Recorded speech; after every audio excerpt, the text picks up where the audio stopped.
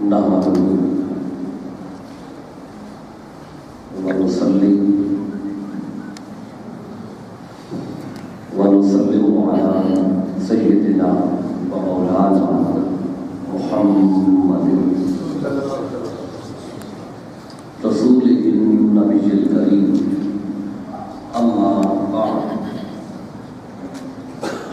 قال الله تبارك وتعالى في القرآن المجيد والفرقان الحميد أعوذ بالله من الشيطان الرجيم بسم الله الرحمن الرحيم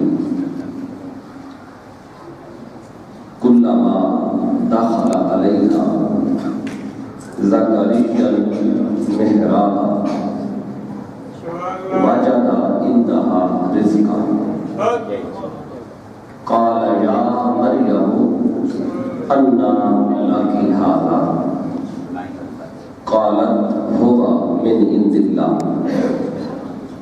إن الله يرزق من يشاء بغير حساب صدق الله مولانا العظيم وصدق رسوله النبي الكريم مولا يا صل وسلم دائما أبدا على حبيبك خير الخلق كلهم هو الحبيب الذي ترجى شفاعته لكل هول من الأحوال المختلفين حمد و صلاة کے بعد لائق کے عزت احترام معزز المکرم خواتین و حضرات، اللہ رب العزت کا شکر ہے کہ جس کی عطا کردہ نہایت ہی توفیق خاص ہے ہم آج وادی کبیر میں اس عظیم الشان محفل میلاد مصطفیٰ میں حاضر ہیں۔ اللہ رب العزت کی بارگاہ میں دعا ہے کہ اللہ تبارک و تعالی ہماری حاضری کو اپنی بارگاہ میں شرف قبولیت عطا فرمائے۔ سب سے پہلے تو تمام منتظمین کو بالخصوص اور آنے والے معزز حاضرین کو بالعموم آج کے پروگرام کے انتظام و انصرام پر سبھی قلب سے مبارکباد پیش کرتا ہوں۔ اللہ رب العزت کی بارگاہ میں دعا بھی کرتا ہوں کہ اللہ رب العزت آپ کی محبتوں کو اور آپ کی کوششوں کو اپنی بارگاہ میں شرف قبولیت عطا فرمائے۔ موضوع گفتگو کے طور پر قرآن مجید کی سورہ آل عمران کی آیت نمبر 37 کا تھوڑا سا حصہ آپ کے سامنے پڑھنے کی سعادت حاصل کی ہے۔ آیت مبارکہ کے اس حصے میں اللہ رب العزت نے سیدہ مریم سلام اللہ تعالی علیہا اور حضرت زکریا علیہ السلام آپ کے درمیان جو مکالمہ ہوا، جو بات چیت ہوئی، وہ اللہ تبارک و تعالیٰ کو اتنی پسند آئی کہ اللہ نے اسے قرآن کا حصہ بنا دیا۔ حضرت مریم علیہ السلام آپ وہ خاتون ہیں کہ جن کے نام پر قرآن مجید کی پوری صورت ہے۔ اگر 16ویں پارے کو پڑھیں تو 16ویں پارے میں اللہ رب العزت نے پوری صورت سورہ مریم کے نام سے اتاری ہے۔ تو کوئی تو خاص بات تھی نا کہ اللہ رب العزت ایک خاتون کے نام پر پوری صورت اتار رہا ہے۔ قرآن مجید کا تو ایک لفظ ہمارے لیے ہدایت کا باعث بنتا ہے، تو جو پوری صورت اللہ تبارک و تعالی نے نازل فرمائی تو اس میں حکمت کیا تھی، آج ان میں سے ہم چند باتوں کا ذکر کریں، پھر دیکھیں گے کہ اللہ رب العزت نے اس خاص حصے میں کہاں کہاں اپنے حبیب رسول اللہ کا ذکر خیر فرمایا۔ حضرت مریم علیہ السلام کون تھی؟ اب ساری ڈیٹیل وہیں عرض کر پاؤں گا، لیکن تھوڑا سا عرض کر دوں۔ آپ کی والدہ نے ایک منت مانی تھی جب آپ ابھی اپنی والدہ کے پیٹ میں تھے، اور اس منت کا ذکر بھی قرآن میں اس آیت سے 2 آیات پیچھے موجود ہیں۔ حضرت عمران آپ کی زوجہ نے یہ منت مانی جو حضرت مریم سلام اللہ تعالی علیہا کی امی جان تھی. منت کیا مانی تھی؟ منت یہ مانی تھی، عرض کیا تھا باری تعالیٰ کہ جو بھی میرے پیٹ میں ہے، نہیں بیٹا ہے یا بیٹی ہے، عرض کیا باری تعالیٰ میں اسے تیرے نام پہ وقف کروں گی. اس کا ذکر اللہ نے یوں کیا فرمایا اذ قالت امرأۃ ربی انی نذرت لک ما فی بطنی محررا. فرمایا کہ حضرت عمران کی گھر والی نے جب اللہ کی بارگاہ میں یہ عرض کیا کہ انی نذرت لک، باری تعالیٰ میں تیری خاطر نظر مان رہی ہوں، منت مان رہی ہوں. اب بعض لوگوں میں یہ بھی خیال آتا ہے کہ منت ماننا شاید ناجائز ہے، نظر ماننا ناجائز ہے، کوئی ایسا عمل ہے تو شاید بدعت والا عمل ہے. تو نظر ماننے کا ذکر اللہ خود قرآن میں کرتا ہے کہ آپ کی والدہ نے نظر مانی، منت مانی. یہ کوئی ایسی اچھوتی یا عجیب بات نہیں. اگر کوئی کہے کہ میں نے نظر مانی ہے تو کوئی کہے یہ تو کہاں سے ہے، یہ تو ناجائز ہے. یہ اللہ رب العزت نے خود قرآن میں اسے بیان فرمایا ہے. آپ فرماتی انی نذرت لک، یعنی باری تعالیٰ میں تیری خاطر میں نے منت مانی ہے. منت کیا مانی ہے؟ ما فی بطنی، کہ جو بھی میرے پیٹ میں ہے، یعنی بیٹا ہے یا بیٹی ہے، کہنے لگی محررا، وہ تیری خاطر میں ادا کرتی ہوں، وہ تیرے نام پہ وقف ہوگا یا وقف ہوگی، بیٹا ہے یا بیٹی ہے. عرض کیا فتقبل منی، بس باری تعالیٰ مجھ سے یہ قبول کر لے. انک انت السمیع العلیم، بے شک تو ہمیشہ سننے والا بھی ہے اور ہمیشہ علم رکھنے والا بھی ہے. تو یہ آپ نے منت مانی. تو اللہ رب العزت نے پھر اگلی بات میں جب وضع حمل ہوا، جب بچہ پیدا ہو گیا، ابھی پتہ نہیں تھا پیٹ میں بیٹا ہے یا بیٹی ہے، منت مان لیا.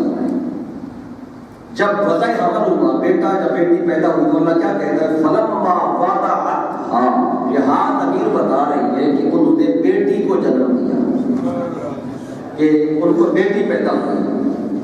اور اللہ کی بارگاہ میں عرض کرنے لگی قالت رب، کہنے لگے اے میرے رب انی وضعتھا انثی، کہنے لگی میں نے تو بیٹی کو جنم دیا ہے، مجھے تو بیٹی پیدا ہوئی. شاید دل میں یہ خواہش تھی کہ کاش بیٹا پیدا ہو، وہ میں اللہ کے نام پہ وقف کروں، جیسے ہر ایک کی خواہش ہوتی ہے کہ اللہ مجھے بیٹا عطا کرے. تو ان کے دل میں بھی خواہش تھی کہ کاش مجھے بیٹا ملے اور میں اسے اللہ کے نام پہ وقف کروں. وہ زیادہ اللہ کی بارگاہ میں عبادت کرے گا، اللہ کرے گا. تو کہنے لگی باری تعالیٰ میں نے تو بیٹی کو جنم دیا. اللہ فرماتا ہے واللہ اعلم بما وضعت، اللہ بہتر جانتا ہے کہ تو نے کس کو جنم دیا ہے. اور جب دل میں خیال آ رہا تھا نا کہ یہ تو بیٹی ہے، بیٹا ہوتا تو زیادہ اچھا ہوتا، تو اللہ رب العزت نے فرمایا کہ وَلَيْسَ الذَّكَرُ كَالْأُنثَىٰ، فرمایا جس طرح یہ تیری بیٹی ہے ایسا کسی کا بیٹا بھی نہیں ہوگا. یہ بیٹی بھی بے مثال ہوگی، یہ بیٹی بھی لاجواب ہوگی، اس عورت جیسا کوئی مرد ہی نہیں ہوگا. وَلَيْسَ الذَّكَرُ، کوئی ذکر ایسا نہیں ہوگا كَالْأُنثَىٰ، جیسے یہ عورت ہے. اب یہ جو اللہ نے بات کی نا، اللہ نے کہا کہ اس عورت جیسا کوئی مرد نہیں ہوگا، ذکر نہیں ہوگا. اب اس بات پر مفسرین نے لکھا ہے کہ یہ وجہ ہے کہ سیدہ مریم سلام اللہ تعالی علیہا کا نکاح نہیں ہوا کسی کے ساتھ. آپ کے بدن سے اللہ نے اپنے پیغمبر کو پیدا تو کیا، لیکن بغیر نکاح کے، بغیر شادی کے. کیوں ایسا ہوا؟ نکاح کیوں نہیں ہوا سیدہ مریم سلام اللہ تعالی علیہا کا؟ ایک وجہ مفسرین لکھتے ہیں جب اللہ فرما دے وَلَيْسَ الذَّكَرُ كَالْأُنثَىٰ، کہ کوئی مرد ہے ہی نہیں مریم جیسا، تو پھر شادی تو وہاں ہوتی ہے جہاں پہ کفر ہو، برابری ہو، ہمسری ہو. جب مریم کا ہمسری کوئی نہیں تھا تو کس سے اللہ نکاح کرتا، کس سے شادی ہوتی؟ ایک وجہ یہ تھی کہ سیدہ مریم کا جو کہ ہمسر کوئی نہیں تھا اس لیے نکاح ہی نہیں ہوا. تو پھر اللہ رب العزت نے بغیر نکاح کے ان کے بدن سے اپنا پیغمبر جو تھا اسے پیدا کرنا تھا، وہ آگے اس کا ذکر آئے گا۔ تو اللہ رب العزت نے بتایا وَلَيْسَ الذَّكَرُ كَالْأُنثَىٰ، جیسے کہ عورت ہے ویسا کوئی مرد ہی نہیں۔ یہ بات اور آگے فرمایا وَإِنِّي سَمَّيْتُهَا مَرْيَمَ، میں نے اس کا نام مریم رکھ دیا۔ مریم، مریم کا تو لفظی مطلب ہے مجھے وہ خاتون جو عبادت گزار، مریم نام۔ تو یہ ساری بات کر کے پھر آگے عرض کیا کہ فَتَقَبَّلَهَا رَبُّهَا بِقَبُولٍ، بس اس سے اس کے رب نے قبول کر جو منت مانی تھی، اللہ فرماتے ہیں اس کے رب نے اس کی منت قبول کر، وَأَنبَتَهَا نَبَاتًا حَسَنًا، اور اس کی پرورش بھی بڑے اچھے انداز سے ہوئی، کیونکہ منت مانی تھی کہ اللہ کے نام پہ وقف کروں گی۔ تو پھر ان کی جب پرورش کا وقت آیا کہ سیدہ مریم علیہ السلام کی پرورش کون کرے گا، جب یہ وقت آیا تو پھر اس وقت بھی قرآ ڈالا گیا، تو وہ قرآ نکلا حضرت زکریا علیہ السلام کا، یہ آپ کی کزن تھی۔ تو حضرت زکریا علیہ السلام نے سیدہ مریم کی پرورش، آپ بیت المقدس میں رہتی تھی، حجرے کے اندر کوئی نہ کوئی اندر آتا، نہ کوئی اور شخص آ سکتا تھا، بس آپ حضرت زکریا علیہ السلام کی کفالت میں تھی۔ آپ بھی اندر جاتے حجرے میں بیت المقدس میں، آپ ہی باہر آتے، کھانا پینا جو بھی ہوتا حضرت زکریا علیہ السلام وہی جا کے دیتے تھے۔ تو قرآن نے کہا کلما دخل علیہا زکریا المحراب، ایک دفعہ ایسے ہوا کہ حضرت زکریا علیہ السلام اس محراب میں تشریف لائے جس میں آپ بیٹھتی تھی، اللہ کی عبادت کرتی تھی۔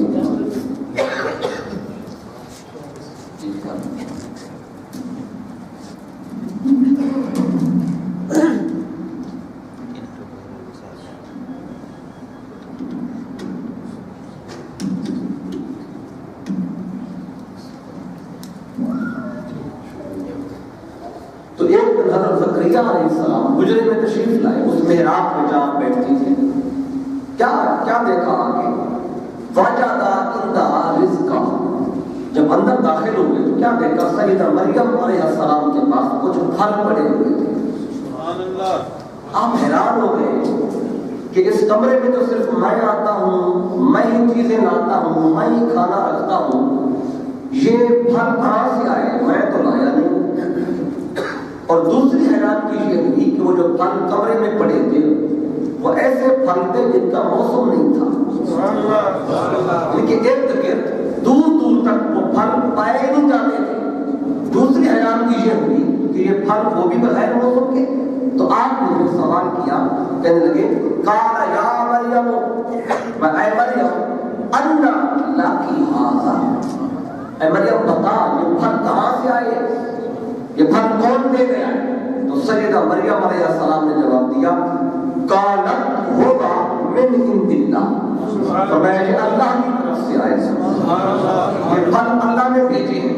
اور آگے کہا ان اللہ یرزق من یشاء بغیر حساب، اللہ جسے بھی چاہتا ہے بغیر حساب کے رزق عطا فرماتا ہے۔ اب یہ مکالمہ تھا، میں نے جو 2-3 آیتیں اکٹھی، آیت نمبر 35، 36 اور 37، وہ ساری بات میں نے اس کا پس منظر پیش منظر مختصر آپ کو بتایا تاکہ پتہ چلے کہ یہ واقعہ کیا ہے، بات کیا ہے۔ تو سیدہ مریم علیہ السلام حضرت زکریا علیہ السلام کی کفالت میں رہی۔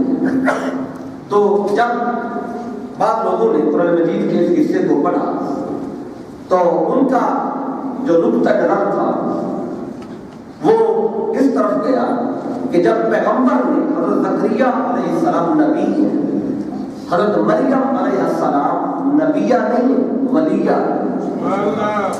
نبی نے ولیہ سے پوچھا کہ انا لک ھذا، یہ پھل کہاں سے آئے؟ جب لوگوں نے قرآن مجید کا یہ حصہ اٹھایا پڑھا تو انہوں نے یہاں سے عقیدہ اخذ کیا۔ جب نبی نے سوال کیا کہ یہ پھل کہاں سے آئے، انہوں نے کہا بس یہاں سے ثابت ہوا کہ نبی کو غیب کی خبر نہیں ہوتی، یہ عقیدہ اخذ کیا، کیونکہ اگر نبی کو پتا ہوتا کہ پھل کہاں سے آئے وہ سوال ہی نہ کرتا، وہ پوچھتا ہی نہ۔ تو یہاں پہ میں دو بات عرض کروں گا کہ پیغمبر نے سوال کیا، اس میں کوئی شک نہیں، لیکن آج ہم دیکھیں گے کہ جو بندہ سوال کرتا ہے کسی سے، کیا وہ بے خبر ہوتا ہے اس لیے سوال کرتا ہے یا جاننے کے باوجود بھی سوال کرتا ہے؟ اب اس بات کو بھی آپ ذہن میں رکھیں کہ حضرت زکریا علیہ السلام کے الفاظ ہیں انڈا لگے آدھا ہے، پھل کہاں سے آئے؟ اس پہ میں قرآن مجید کی ایک دلیل اور پھر ایک صحیح بخاری سے حدیث پاک دو پہ اکتفا کروں گا، باقی آیات اور حدیث کی طرف نہیں جاؤں گا کیونکہ وقت اتنا نہیں ہے۔ اس بات کو ہم سمجھیں گے کہ سوال کرنے والا بے خبر ہوتا ہے یا باخبر ہو کے بھی سوال کرتا ہے۔ اگر قرآن اس کی وضاحت کرتے تو پھر اس سے اچھی اور بات نہیں ہوگی۔ تو سورہ طٰہٰ کو اگر پڑھیں، سورہ طٰہٰ یہ 16واں پارہ ہے قرآن کا، اس میں اللہ رب العزت نے حضرت موسیٰ علیہ السلام سے بات کی۔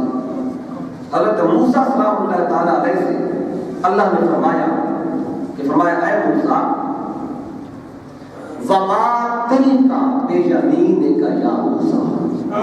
حضرت موسیٰ سلام اللہ تعالیٰ کھڑے تھے، ان کے ہاتھ میں ایک عصا تھا، تو اللہ تبارک و تعالیٰ نے ان سے پوچھا، فرمایا اے موسیٰ بتا وَمَا تِلْكَ بِيَمِينِكَ يَا موسیٰ، اے موسیٰ بتا تیرے دائیں ہاتھ میں کیا ہے؟ جب اللہ نے سوال کیا تو سوال تو وہ کرتا ہے نا جو بے خبر ہوتا ہے، پوچھتا تو وہ ہے جسے علم نہیں ہوتا۔ اگر حضرت زکریا علیہ السلام نے سیدہ مریم علیہ السلام سے پوچھا تھا اللہ نہ کہ یہ پھل کہاں سے آئے، اگر جہاں سے یہ عقیدہ اخذ کیا جائے کہ نبی کو جو کہ علم نہیں تھا اس لیے سوال کیا، تو بھئی سوال تو یہاں اللہ بھی کر رہا ہے۔ کیا اللہ نے حضرت موسیٰ سلام اللہ تعالیٰ علیہ سے اس لیے پوچھا تھا کہ اللہ کو علم نہیں تھا کہ موسیٰ کے پاس کیا ہے؟ اللہ نے جاننے کے باوجود سوال کیا، تو اب یہ جاننے کے باوجود سوال اس لیے کیا تاکہ دنیا کو پتہ چلے کہ سوال کرنے والا بے خبر نہیں ہوتا، بے علم نہیں ہوتا، وہ کبھی کبھی جاننے کے باوجود بھی سوال کرتا ہے، جانتا ہے بات کو۔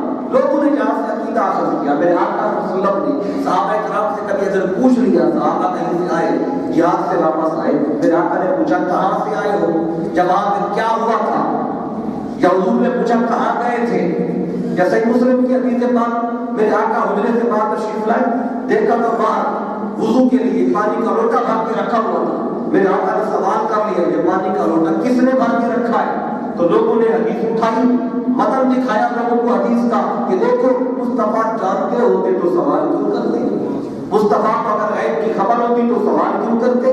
بھی سوال اگر کرنے والا بے خبر ہوتا ہے تو پھر مصطفیٰ نے جو سوال کیا تو سوال خدا بھی تو کر رہا ہے، سوال اللہ بھی تو کر رہا ہے۔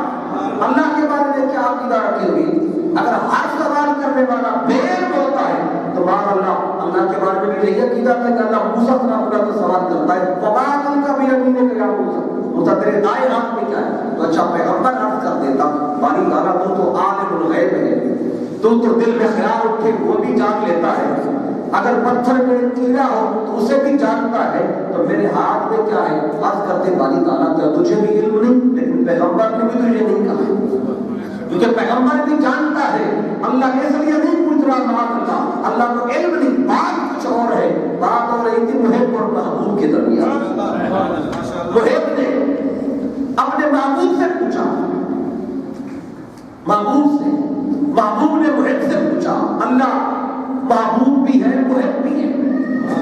حضرت موسیٰ اللہ تعالیٰ سے محبت بھی کرتا ہے، موسیٰ اللہ سے محبت کرتے ہیں، تو جب بات محب اور محبوب کے درمیان ہو تو جی چاہتا ہے بات کو طول ملے، بات بڑھے۔ آپ اگر بیٹھے ہوئے ہو اچانک آپ کے محبوب کا ذکر آ جائے تو آپ جاننے کے باوجود بھی کہیں گے کیا کہا آپ نے؟ کس کی بات کی ہے؟ آپ کے محبوب کا اچانک ذکر ہو جائے کسی مجلس میں تو آپ کا جی چاہے گا بات آگے بڑھے، محبوب کا نام بار بار آئے، محبوب سے بات ہو رہی ہو، فون پہ بات کر رہے ہو، اچھا جب تھوڑی بات ہو جائے پھر کہتے ہیں اچھا اور سنا، بات ختم ہو جائے دل نہیں کرتا کہ بات مطلب کی بات پوری ہوگی لیکن دل نہیں کرتا کہ یہ بات ختم ہو، جی چاہتا ہے بس محبوب سے بات کرتے جائے۔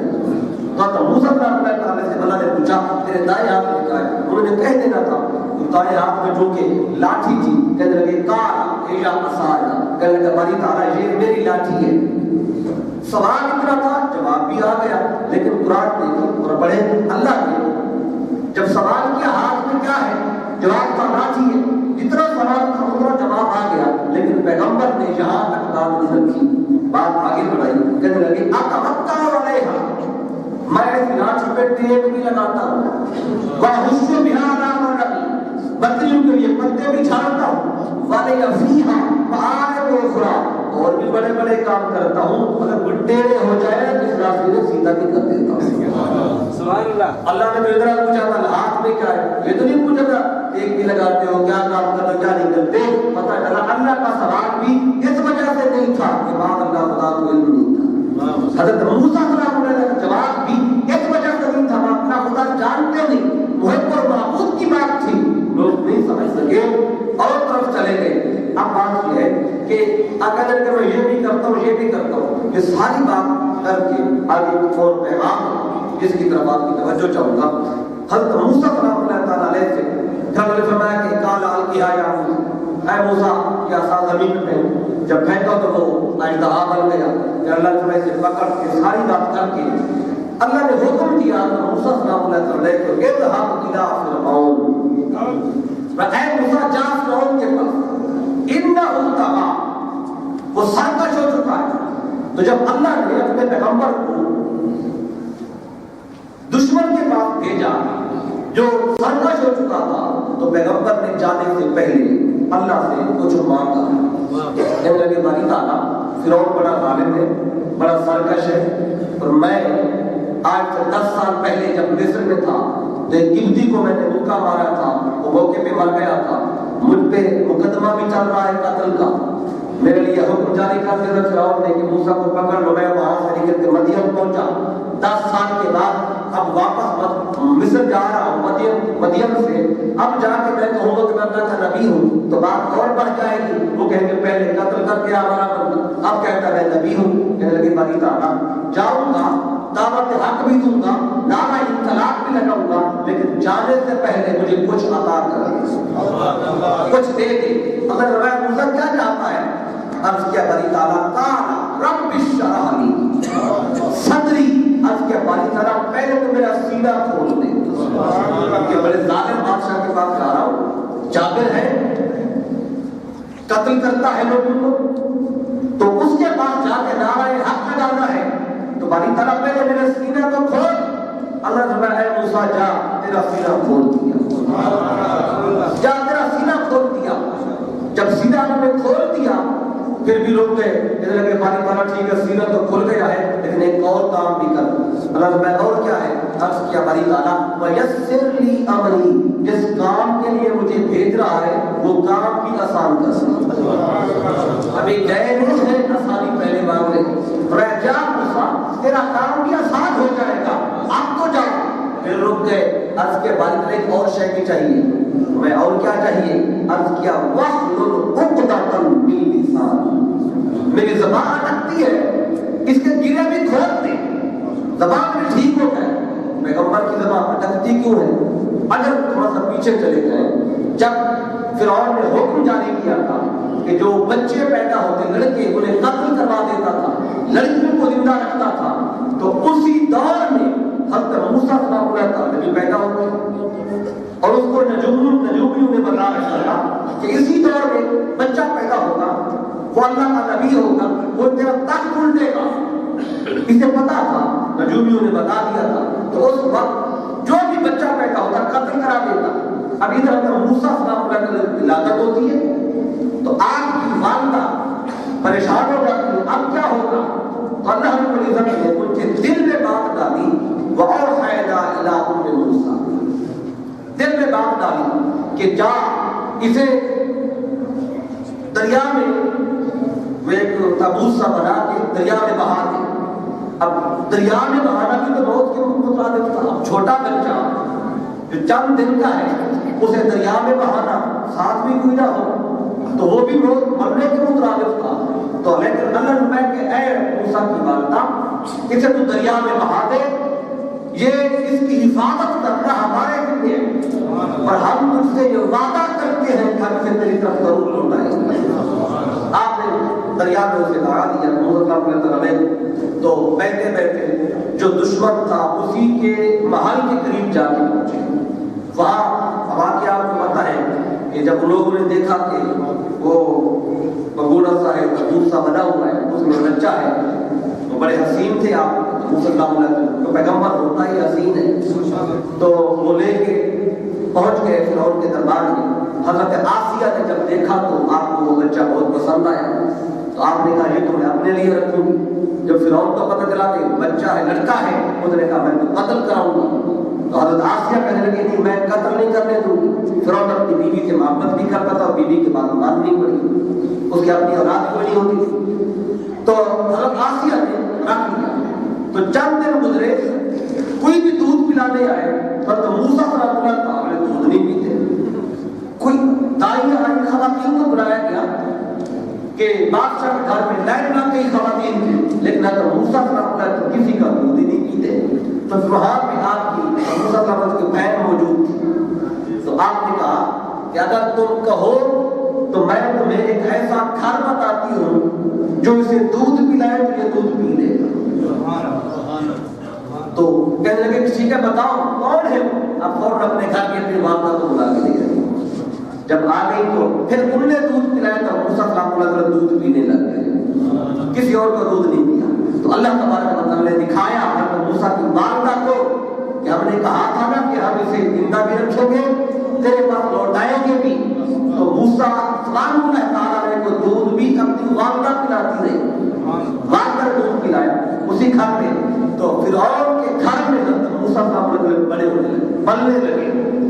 تو جب 6 مہینے سال کی عمر تھی آپ کی، ایک دن فرعون نے حضرت موسیٰ صلی اللہ علیہ وسلم اٹھایا ہوا تو آپ نے فرعون کی داڑھی پکڑی، اور داڑھی فرعون کی اتنی تھی کہ ہاتھ میں آتی تھی، ان کی بڑی داڑھی رکھی تھی فرعون نے، تو داڑھی کو پکڑا تو کھینچا۔ جب داڑھی کو کھینچا تو فرعون کو جھٹکا لگا، اس نے کہا لگتا ہے یہ وہی ہے جسے میرا تخت لٹنا ہے، لگتا ہے یہ وہی ہے۔ فوراً آسیہ کو بلایا، کہنے لگے یہ وہی بچہ ہے۔ آپ کہنے لگی چھوٹا بچہ ہے، اس کے ہاتھ میں جو بھی دو گی یہ پکڑے گا کھینچے گا۔ کہنے لگا نہیں مجھے یقین نہیں آ رہا، مجھے لگتا ہے یہ وہی ہے۔ تو کہنے لگا میں ایک تجربہ کرتا ہوں۔ کہنے لگی کیا کرنا ہے؟ فرعون نے کہا انگارے بھی منگواؤ اور پھول بھی منگواؤ، گلاب کے پھول بھی منگواؤ، انگارے بھی منگواؤ، دونوں ریڈ کلر کے ہوتے ہیں۔ کہنے لگے اس کے سامنے رکھتے ہیں، اگر تو اس کے ہاتھ پھولوں کی طرف گئے تو یہ پیغمبر ہوگا، اگر اس کے ہاتھ انگاروں کی طرف گئے تو پھر یہ عام بچہ ہوگا۔ تو فرعون نے یہ کیوں کہا؟ اس لیے کہ تھا تو فرعون، لیکن اتنا عقیدہ فرعون کا بھی تھا کہ نبی جس عمر میں بھی ہو صاحب علم ہوتا ہے۔ اتنا فرعون کا بھی عقیدہ تھا اگر نبی ہے تو جانتا ہے یہ آگ ہے یہ پھول ہے، تو اس نے آگ بھی منگوا لیا، گانے منگوا لیے، پھول بھی رکھوا لیے۔ تو حدیث بات میں آتا ہے کہ موسیٰ صلی اللہ علیہ وسلم کا ہاتھ مبارک پھولوں کی طرف جا رہا تھا، اللہ نے فرشتہ بھیجا اور آپ کا ہاتھ پھوڑ کے انگاروں کی طرف کر دیا، اور انگارا اٹھوا بھی لیا، منہ میں رکھوا بھی لیا اور زبان کو چلوا بھی دیا۔ جب زبان چلی تو بولنے میں دشواری ہوئی۔ اب ایک موقع یہ ہے، ایک انگارا نبی کی زبان میں رکھا زبان چل گئی، اور ایک موقع وہ تھا جب حضرت خلیل اللہ کو پھینک کی آگ میں ڈالا گیا، ان کا بال تک نہیں چلا۔ اب یہ رب کی حکمتیں ہیں، کہیں وہ بال نہیں چلنے دیتا، کہیں پہ زبان بھی چلا دیتا ہے۔ وہاں ابراہیم کا بال نہیں چلایا، اس انداز سے بچایا۔ اگر ادھر ان کی زبان پہ وہ انگارا رکھا جاتا آ جاتا لیکن زبان کو چلاتا نہ تو فرعون کا عقیدہ اور پختہ ہو جاتا، کہتا دیکھو میں نہیں کہتا تھا یہ وہی ہے، اسے آگ بھی نہیں جلاتی۔ تو جہاں آگ سے زبان چلوا کے وہاں نبی کو محفوظ رکھا۔ زبان چلی اٹکتی تھی، اب کے پریدانہ بچپن میں انگارا تو نے رکھوایا تھا، تو نے ہی کیوں انگارا رکھوایا تھا میری زبان پہ، میرا ہاتھ تو پھولوں کی طرف جا رہا تھا، زبان چلوائی بھی تو نے تھی، آج ٹھیک بھی تو کر دے۔ زبان ہوتے بھی کھول دے، موسیٰ جا آج تیری زبان میں ٹھیک کر دی، زبان ٹھیک ہو گئی، اب تو جا۔ پھر رک گئے، بری طرح ایک کام اور ہے، میں موسیٰ کیا ہے؟ کہنے لگے یفقہوا قولی، میں جو کچھ جا کے کہوں فرعون کے دربار میں انہیں سمجھ بھی آ جائے۔ اب یہ بڑی مشکل بات ہوتی ہے، گفتگو کرنے والا کرتا رہتا ہے، کسی کو سمجھ آتی ہے کسی کو نہیں آتی، تو پہلے دعا مانگ لی یفقہوا قولی، جو بھی میں جا کے کہوں فرعون کے دربار میں انہیں سمجھ آ جائے۔ رب میں جا موسیٰ جو بھی کہے گا انہیں سمجھ آ جائے گا، سمجھ جائیں گے، اب تو جا۔ جانے لگے، پھر رک گئے، بڑی طرح ایک شے اور چاہیے، میں اور کیا چاہیے؟ عرض کیا میں اکیلا ہوں، فرعون ظالم ہے، اس کے پاس جادوگر بھی ہے، بڑے لوگ ہیں اس کے پاس، میں اکیلا جا رہا ہوں، یوں کر کے میں اکیلا نہیں جا رہا تھا، میرا وزیر بھی بنا، واجعل لی وزیرا، میرا وزیر بنا جو میرے ساتھ جائے، میرا ساتھ دینے والا وزیر بنا۔ میں جان کو میرا وزیر بھی بنا دیا، کہ کہاں سے بنا میں؟ میرا اہلی، وہ بھی میرے خاندان سے، کوئی باہر کا بھی نہ ہو، اچھا خاندان میں سے وہ کون ہو؟ آگے بول دیا ہارون، ہارون جو ہے اسے میرا وزیر بنا۔ ہارون شاید خاندان میں کوئی اور بھی ہو، لیکن اخی جو میرا بھائی ہے ہارون، اسی کو میرا وزیر بنا۔ اگر میں جان صاحب تیرا وزیر بنایا، تیرا بھائی ہارون بنا دیا، اب تو جا۔ تو جب ساری چیزیں مانگ کے پھر فرعون کے دربار میں۔ اب یہاں ایک اصول بتانا چاہتا ہوں کہ ہر نبی نے خدا سے مانگا اور اسے مانگنے کے بعد ملا۔ ہر پیغمبر نے رب سے مانگا اور ہر پیغمبر کو مانگنے کے بعد ملا۔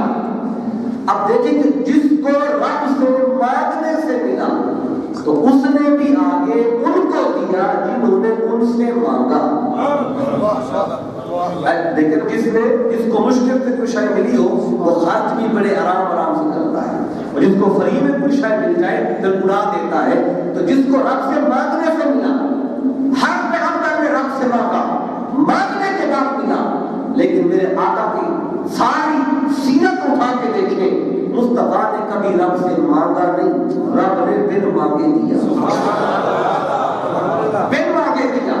اور جب بھی مصطفیٰ نے مانگا خود نہیں مانگا، اللہ نے لفظ کل لگایا، کل لگا کے مصطفیٰ نے مانگا۔ ایک مثال آگے دوں گا تو یہ بات جملہ سمجھ لیں، ہر نبی کو مانگنے سے ملا، اس لیے پیغمبروں نے آگے ان کو دیا جنہوں نے ان سے مانگا، کیونکہ مصطفیٰ کو بن مانگے ملا۔ اس لیے بات ہے مصطفیٰ سے، جو مانگے اسے بھی ملتا ہے، جو نہ مانگے اسے بھی ملتا ہے۔ آقا کو بن مانگے ملا۔ اس میں صرف ایک آیت کو کرتا ہوں۔ اب میرے آقا نے مانگا نہیں، اللہ نے فرمایا حبیب مجھے پتا ہے تو خود نہیں مانگے گا، لیکن میرا حکم ہے باقی پیغمبر مانگتے رہے، تو بھی تو کچھ مانگ۔ تو ایک مقام بتا دیتا ہوں کیا مانگا میرے آقا نے، کب مانگا۔ سورہ بنی اسرائیل ہے، اور سورہ بنی اسرائیل میں میرے آقا صلی اللہ علیہ وسلم کا وہ جو مانگنے کا جو انداز ہے، اللہ نے فرمایا وَقُلْ رَبِّ أَدْخِلْنِي مُدْخَلَ صِدْقٍ وَأَخْرِجْنِي مُخْرَجَ صِدْقٍ۔ اب لفظ کل لگایا، اے حبیب مجھے پتا ہے آپ مانگیں گے نہیں، لیکن میرا حکم ہے اے حبیب ذرا زبان کو کھول، ذرا تو بھی تو کچھ مانگ۔ بھائی ذرا کیا مانگوں میں؟ یہ مانگ رب ادخلنی مدخل صدق۔ باری تعالیٰ جب مجھے داخل فرما تو صدق کے ساتھ داخل فرما، وَأَخْرِجْنِي مُخْرَجَ صِدْقٍ، اور جب میں نکلوں یہاں سے تو صدق کے ساتھ جاؤں۔ یہ دو چیزیں مانگی۔ آگے کو میں اے حبیب اور مانگ، عرض کیا باری تعالیٰ اور کیا مانگوں، اور کیا مانگوں؟ وَأَخْرِجْنِي مُخْرَجَ صِدْقٍ، آگے مانگ وَاجْعَلْ لِي مِن لَّدُنْكَ سُلْطَانًا نَصِيرًا۔ مجھ سے مانگ، کیا مانگوں باری تعالیٰ؟ وَاجْعَلْ لِي مِن لَّدُنْكَ سُلْطَانًا نَصِيرًا۔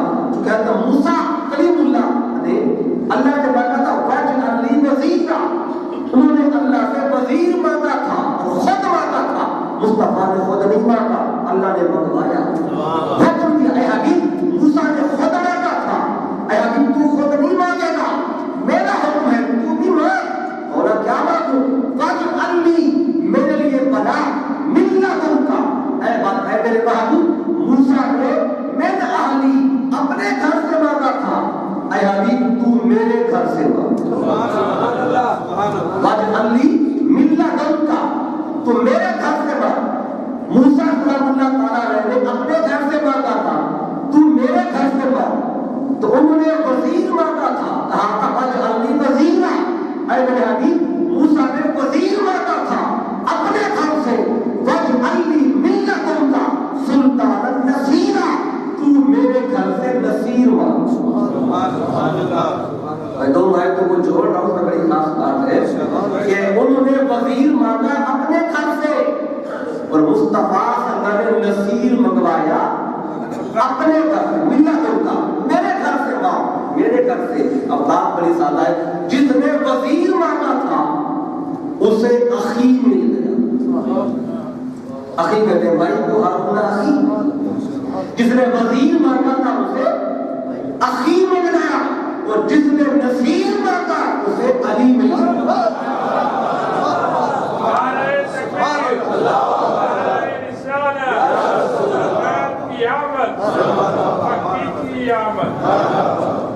اور جس نے وزیر مانگا اس کو اللہ نے اخی دیا، اور جس نے نصیر مانگا انہیں اللہ نے علی دیا۔ یا کہا اپنے گھر سے، اپنے گھر سے، تب جا کے پتہ چلا کہ مولا علی کعبے میں کیوں پیدا ہوئے۔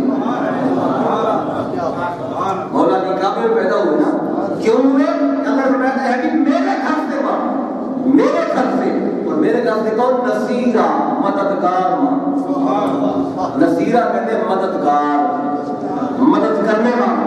اب اللہ نے یہ بھی فرمایا ہے حبیب میرے گھر سے مدد مانگو، کہ میرے گھر سے مدد نہیں، مددگار مانگو۔ اب بعض دوست تو کہتے ہیں کہ یا اللہ مدد کریں، اگر کسی اور کو مدد کے لیے پکارا تو کہتے ہیں شرک ہے۔ مجھے بتائیں اللہ آیا اپنے پیغمبر کو شرک کا راستہ دکھایا؟ اللہ فرما دیتا کہ میرے گھر سے مدد مانگ، اللہ فرماتا ہے ابھی میرے گھر سے مدد نہیں، مددگار مانگ۔ مدد اور ہوتی ہے، مددگار اور ہوتا ہے۔ اے حبیب تو میرے گھر سے مددگار مانگ، تاکہ اللہ کے علاوہ کسی اور کو مدد کے لیے بلانا، پکارنا یہ تیری سنت ہو جائے۔ وَاجْعَلْ لِي مِن لَّدُنْكَ سُلْطَانًا نَصِيرًا۔ تو بات چلی تھی ہر پیغمبر کو مانگنے سے ملا، مصطفیٰ کو بن مانگے ملا، بن مانگے۔ جب بھی مانگا لفظ قل لگایا، اور رب اے حبیب مجھے پتا ہے آپ نہیں مانگیں گے، لیکن میرا حکم ہے کچھ آپ بھی تو مانگے۔ ابھی ایک مقام تھا کہ جس میں اللہ کو حضرت موسیٰ سلام علیہ وسلم سوال کیا تھا، وما تلک بیمینک یا موسیٰ۔ ایک بات کہ اللہ نے سوال کیا، سوال کرنے والا بے خبر نہیں ہوتا۔ اب اس میں صرف ایک حدیث ٹرانسپورٹ کرتا ہوں صحیح بخاری سے، پھر گفتگو کر لیں کی طرف لے کے بڑھیں گے۔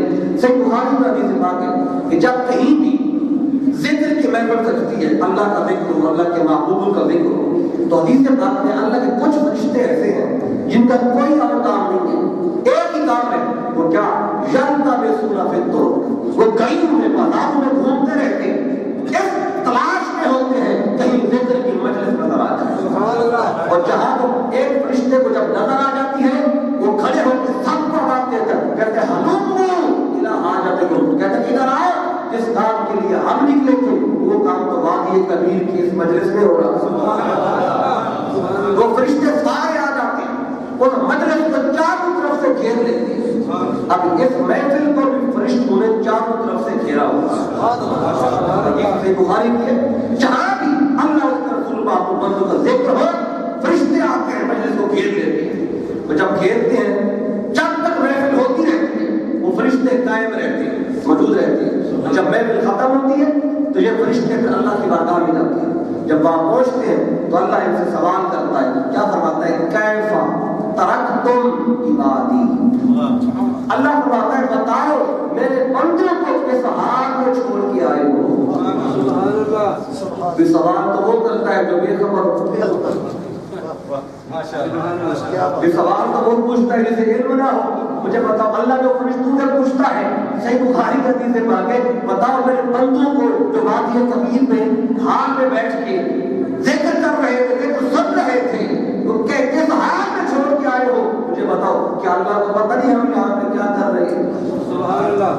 کون کون بیٹھا ہے، کون ذکر کے مجلس میں آیا، کون کیسے بیٹھا، تو کون کیسے کیا کر رہا ہے، اللہ تو سب جانتا ہے۔ جب سب جانتا ہے تو پھر سوال کیوں کرتا ہے؟ اس لیے سوال کرتا ہے تاکہ جن کی عقل پہ پڑتا ہے وہ پڑھتے اٹھے، سمجھ آ جائے سوال کرنے والا بے خبر نہیں ہوتا، وہ باخبر ہو کے بھی سوال کرتا ہے۔ اب یہ ایک حدیث بات اس کو میں نے مختصر انداز میں آپ کے سامنے رکھا۔ اب دوبارہ اسی سی گفتگو کی طرف چلتے ہیں، چونکہ میں نے یہ پہلا پوائنٹ تھا جس پہ دو باتیں آپ بات کی ہیں قرآن اور حدیث پاک سے. تو حضرت زکریا علیہ السلام نے سوال کیا یا مریم کہنا لگ کے ہاں اے مریم یہ پھل کہاں سے ہے؟ اس کا مطلب یہ نہیں تھا کہ زکریا علیہ السلام کو علم نہیں تھا، وہ جانتے تھے کہ پھل کہاں سے آئے، پیغمبر ہے اللہ کے. لیکن سوال کیوں کیا؟ سوال اس لیے کیا کہ میں تو جانتا ہوں کہ پھل کہاں سے ہے، چاہے وہ کسی اور کو یہ خبر پہنچے کہ مریم کے پاس بے ہوش میں پھل آتے تھے، شاید کسی کا ذہن اس طرف چلا جائے، شاید کوئی اور آتا ہوگا پھل دے جاتا ہوگا.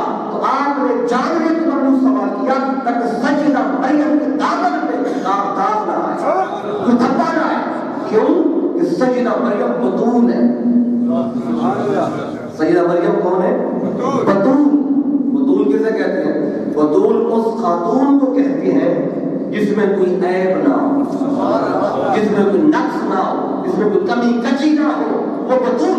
اللہ نے کائنات میں دو خواتین کو بطول بنایا، دو خواتین کو بطول. ایک سیدہ مریم علیہ السلام کو بطول بنایا، ایک سیدہ کائنات حضرت فاطمہ الزہرا سلام اللہ تعالی علیہا کو بطول بنایا. دو خواتین بطول ہے. سیدہ مریم کیسے بطول ہے؟ بطول وہ خاتون ہوتی جس میں کوئی عیب ہی نہ ہو، نقص ہی نہ ہو، وہ بطول ہے. سیدہ مریم کیسی بطول ہے؟ تھوڑی سی بات عرض کر دیتا ہوں. سیدہ مریم سلام اللہ تعالی علیہا اللہ نے خود چنا، فرشتوں کو اللہ نے بھیجا کہ قالت الملائکۃ یا مریم ان اللہ اصطفاکی، اے مریم اللہ نے تجھے چن لیا، وطہرک تجھے پاک بھی کر دیا. جسے اللہ پاک کرے اس کی طہارت کا عالم کیا ہوگا. اس لیے پیغمبر نے جاننے کو سوال کیا تاکہ ان کی طہارت پہ کسی کی انگلی نہ اٹھے، کوئی سوال نہ کرے کہ پھل کہاں سے شاید اور آتا ہوگا. کیونکہ اللہ نے پاکیزگی بھی آتا، اللہ نے چن بھی لیا.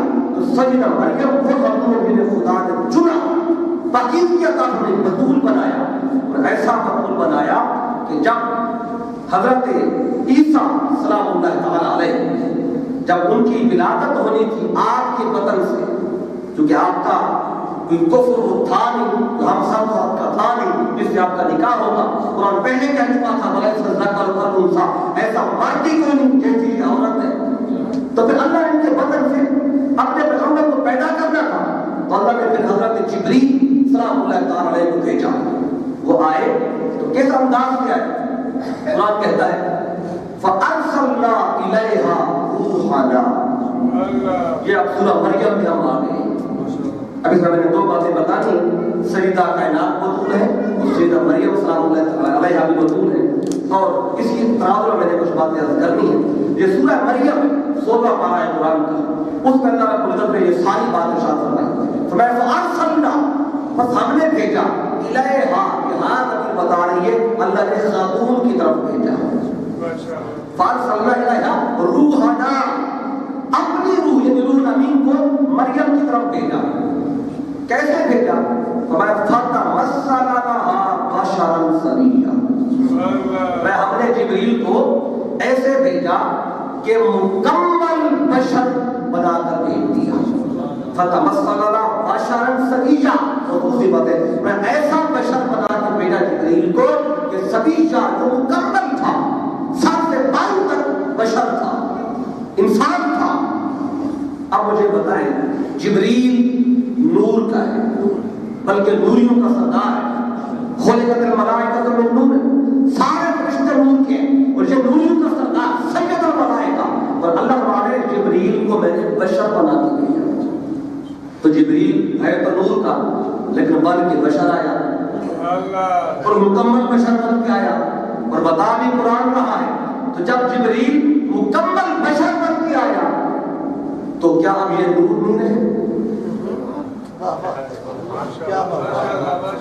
جب یہ مکمل بشر بن کے آئے کہ کیا کرا؟ جبریل نور نہیں رہا، تو تھے تو نور، اللہ نے بشر بنا کے بھیجا.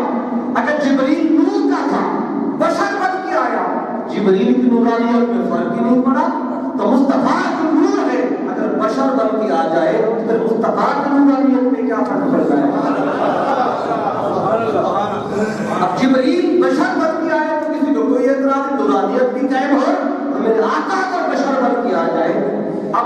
بشر بن کے آئے تو سیدہ مریم سلام اللہ تعالیٰ علیہا نے جب ان کو دیکھا، کیا دیکھا؟ ان کے حجرے میں اب دروازہ باہر سے بند ہے، چابی حضرت علی علیہ السلام کے پاس ہے، اندر بھی آ سکتا ہے نہ جا سکتا ہے ان کے علاوہ۔ اچانک ان نے دیکھا سفید کپڑوں میں نوجوان خوبصورت میرے کمرے میں کھڑا ہے، جو ہی دیکھا تو ڈر کیسی اگلی آیت بتا رہی ہے، اور جوان تھے، جبریل صاحب جوان تھے اور سفید لباس پہنے ہوئے تھے، تو متقی پرہیزگار نظر آ رہے تھے۔ تو آپ نے جو ہی دیکھا تو آپ نے کہا قالت انی اعوذ بالرحمن منکا ان کنت تقیا۔ آپ کہنے لگی کہ میں تجھ سے رحمان کی پناہ چاہتی ہوں اگر تو پرہیزگار متقی ہے۔ یہ آیت قرآن کی بتا رہی ہے کہ سیدہ مریم جبریل کو دیکھ کر پہچان نہیں سکی۔ کیوں؟ کہ جبریل بشر بن کے آیا کھڑا تھا۔ اگر پہچان چاہتی تو یہ کیوں کہتی کہ میں تجھ سے رب کی پناہ چاہتی ہوں؟ کہ آیت بتا رہی ہے کہ سیدہ مریم پہچان نہیں سکی۔ اب قرآن بتا رہے ہیں جب نور بشر بن کے آیا تو سیدہ مریم جیسی خاتون بھی پہچان نہیں سکی۔ جب نور بشر بن کے آ جائے تو پھر سیدہ مریم جیسی خاتون بھی پہچان نہیں سکی۔ تو جب سیدہ مریم جیسی خاتون نور جب بشر بن کے آیا پہچان نہیں سکی، تو پھر عام انسان مصطفیٰ جب بشر بن کے آئے تو کیسے پہچان پائے گا؟ اب ایک بات بتاؤ، عام انسان تو عام انسان ہے۔ ابھی جبریل کی بات ہو رہی ہے، ایک حدیث بات عرض کر دوں۔ جب میرے آقا صلی اللہ علیہ وسلم نے ایک دن جبریل سے پوچھا، جبریل سے آقا نے پوچھا اے جبریل بتا تیری عمر کتنے سال ہے؟ تیری عمر کتنے سال؟ جبریل نے کہا حضور لفظ تو آ رہا ہوں، مجھے عمر کا اندازہ نہیں ہے، لیکن ایک بات کا اندازہ ہے، میں وہ کیا ہے کہ انا غیر فی حجاب اللہ نجم یتنا فی کل سبعین الف سنہ مرہ۔ لیکن مجھے عمر کا پتہ نہیں ہے، لیکن ایک بات کا اندازہ ہے کہ اللہ کے چوتھے حجاب عظمت پر ایک تارا چمکا کرتا تھا اور وہ 70,000 سال کے بعد ایک بار چمکتا تھا۔ رأیتہ اثنین وسبعین الف مرہ، اور میں نے اس ستارے کو 72,000 مرتبہ دیکھا ہے۔ تارا چمکتا تھا 70,000 سال کے بعد اور میں نے دیکھا اس کو 72,000 مرتبہ۔ اب یہ عدد بھی جبریل نے بتایا۔ کیوں بتایا عدد؟ اس لیے کہ جب وہ تارا نظر آتا اس کے تکنے میں اتنا جبریل کو سرور ملتا تھا، جبریل پھر انتظار میں رہتا تھا کب آئے گا، دوبارہ کب نظر آئے گا، پھر کب آئے گا۔ وہ دن گنتا رہا، مہینے گنتا رہا، سال گنتا رہا، اسے سارا یاد تھا کتنی بار دیکھا ہے، کتنی بار نظر آیا مجھے۔ یہ ساری بات جبریل نے بتا دی، میں نے 72,000 مرتبہ دیکھا۔ تو جب آقا نے سنا تو سن کے مسکرا پڑے، مسکرا کے فرمایا وعزت ربی جل جلالہ، اے جبریل مجھے اس رب کی عزت کی قسم جس قبضہ قدرت میں میری جان ہے، فرمایا آجا ذالک الکوکب، وہ ستارہ میں تھا، وہ ستارہ جو تم نے 72,000 مرتبہ دیکھا ہے وہ میں تھا۔ یہاں تک تو آپ نے سنا ہے۔ میں اس اگلی بات کرنا چاہتا ہوں کہ جبریل نے مصطفیٰ کے نور کو 72,000 دفعہ دیکھا لیکن پھر بھی پہچان نہیں سکا، پہچان نہیں سکا، پہچان لیتا یہ کیوں بتا کے تھا کہ آقا کا نور تھا میں نے دیکھا۔ تو آقا کا نور تو جو ہے کہ جبریل جیسا فرشتہ 72,000 دفعہ دیکھے جبریل نہیں پہچان سکا تو عام شخص مصطفیٰ کو کیسے پہچان پائے گا؟ اس لیے مریم سلام اللہ تعالیٰ علیہا نہیں پہچان سکی۔ جب نہیں پہچان سکی کہنے لگی کہ میں تجھ سے رب کی پناہ چاہتی ہوں، چونکہ بطول تھی، دیکھا کمرے میں جوان آیا کھڑا ہے، کہنے لگی اگر میرے کمرے سے مجھے کسی نے نکلتا ہوا دیکھ لیا میرے تو باپ کی پگڑی اچھل جائے گا، میرے تو دامن میں داغ آ جائے گا، میرے تو خاندان بدنام ہو جائے گا، میں تجھ سے پناہ چاہتی ہوں، اگر تو نیک ہے چلا جا۔ تو جبریل نے جب دیکھا یہ مجھ سے خوف کھا رہی ہے، پھر انہوں نے زبان کھولی، کہنے لگے قالا انما انا رسول ربک، کہنے لگے مریم مجھ سے خوف مت کھا، میں تیرے رب کا رسول بن کے آیا ہوں۔ رسول کہتے ہیں پیغام پر بھیجا ہوا، مطلب کیا؟ جس رب کی عبادت تو یہاں برسوں سے کر رہی ہے مجھے اسی رب نے تو بھیجا ہے، میں اس رب کی طرف سے رسول بن کے آیا۔ تو رسول کہتے ہیں جو پیغام لے کے قاصد، میں تیرا کا قاصد ہوں، تو آپ نے فرمایا اچھا بتا جلدی پیغام دے اور چلتا ہوں کہ میں تو جانتی کہ تو پیغام تو جبریل ہے، لیکن اگر تجھے نکلتا ہوا کسی نے دیکھ لیا کس کس کو جا کے صفائی تو کہ جبریل تھا، کوئی عام بندہ نہیں تھا، جلدی پیغام دے۔ پیغام کیا ہے؟ پیغام سنے کہنے لگے لے آہا لاکے غلاما زکیہ، میں آیا اس لیے ہوں تاکہ میں تجھے پاکیزہ بیٹا ہبا کروں، تجھے پاکیزہ بیٹا دوں۔ لے آہا، ہبا کا اصول کیا ہے؟ ہبا کون سی چیز کی جا سکتی ہے جو آپ کی ملکیت میں ہو۔ میں یہ جو میرے سامنے ٹشو کا ڈبہ رکھا ہوا ہے، میں یہ آپ کسی کو ہبا نہیں کر سکتا کیونکہ اس میں میرے ملکیت میں نہیں ہے۔ میں یہ مائک بھی کسی کو ہبا نہیں کر سکتا جو کہ میری ملکیت میں نہیں ہے۔ یہ موبائل جو ہے یہ میرا ہے، میں چاہوں تو جس کو بھی چاہوں یہ ہبا کر سکتا ہوں جو یہ میری ملکیت میں ہے۔ میری کیب میری ملکیت میں ہے، میں جسے چاہوں ہبا کر سکتا ہوں۔ تو ہبا وہ چیز ہوتی ہے جو آپ کی ملکیت میں ہو۔ تو جہاں جبریل کہتا ہے لے آہا کے میں ہبا کروں تجھے غلام زکیہ، پاکیزہ بیٹا، مجھے بتائیں یہ پیغام دینے آیا تھا یا بیٹا دینے گیا تھا؟ سبحان اللہ۔ کہتے میں پیغام کروں، یہ پیغام تو نہیں ہے، یہ تو بیٹا دینے کی بات کر رہے۔ مجھے بتائیں بیٹا اللہ دیتا ہے یا اللہ کا غیر دیتا ہے؟ اللہ دیتا ہے، لیکن یہاں اللہ نے تو جبریل کو بھیجا تھا۔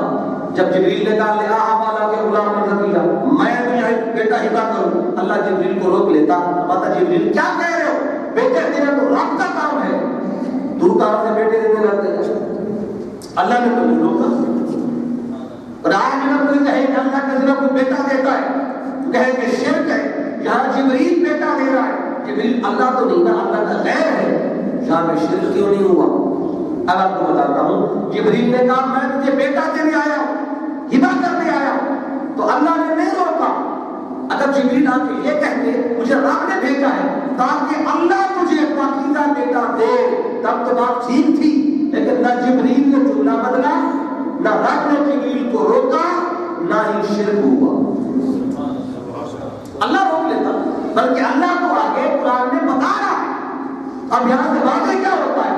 جبریل بیٹا کہہ رہا ہے اور اس میں ایک لفظ ہے وہ ہے انما انا رسول ربک، میں تیرے رب کا رسول بن کے آیا ہوں۔ تو بات بڑی سادہ ہے، رب جسے رسول بنا کے بھیجتا ہے خالی ہاتھ نہیں بھیجتا، اختیار بھی دے کر بھیجتا۔ اگر جبریل رسول بن کے آئے بیٹے دیتا رہے تو کوئی شرک نہ ہو، اور مصطفیٰ کا عطا کرنے لگ جائے تو پھر کہاں سے شرک ہو سکتا ہے؟ کہنے لگے میں تجھے پاکیزہ بیٹا ہبا کروں، تو سیدہ مریم کہنے لگی قالت انا یکون لی غلام، کہنے لگی مجھے بیٹا کیسے ہوگا، کیسے بیٹا پیدا ہوگا؟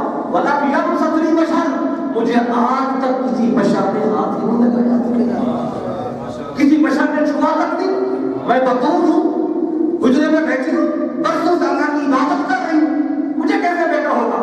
ولم آکو بغیا، نہ ہی میں بد چلا ہوں، نہ مجھے بشر میں چھوا، نہ ہی میں بد چلا ہوں، تو بیٹا کہاں سے ہوگا؟ تو جبریل کہنے لگے کالا کذالک، اے مریم ایسے ہی ہوگا۔ کالا رب تو کہ یہ رب کا فرمان ہے، ہم بغیر بشر کے ہاتھ لگائے، بغیر تیرے نکاح ہوئے تیرے بدن سے بیٹا پیدا کریں گے، بچہ پیدا کریں گے۔ اللہ فرماتا ہے کالا رب تو کہ ہوگا علیہ حین، مریم یہ کام ہمارے لیے آسان ہے، ہمارے لیے کیا مشکل؟ اللہ فرماتا ہے، اور آگے اللہ فرماتا ہے وَلِنَجْعَلَهُ آیَةً، اور اسے ہم اپنی نشانی بنائیں گے، لِلنَّاسِ، لوگوں کے لیے۔ اللہ فرماتا ہے کہ عیسیٰ ہماری آیت ہوگا، ہماری آیت بن کے آئے گا۔ آگے اللہ فرماتا ہے وَكَانَ أَمْرًا مَقْضِيًّا، اور یہ ہمارا امر ہے، یہ عیسیٰ جو پیدا ہوگا تیرے بدن سے یہ ہماری آیت بنے گا، اور یہ تخلیق کے امر سے نہیں، تخلیق کے طریقے سے نہیں، یہ امر کے طریقے سے آئے گا۔ تخلیق والے کیا ہوتے ہیں؟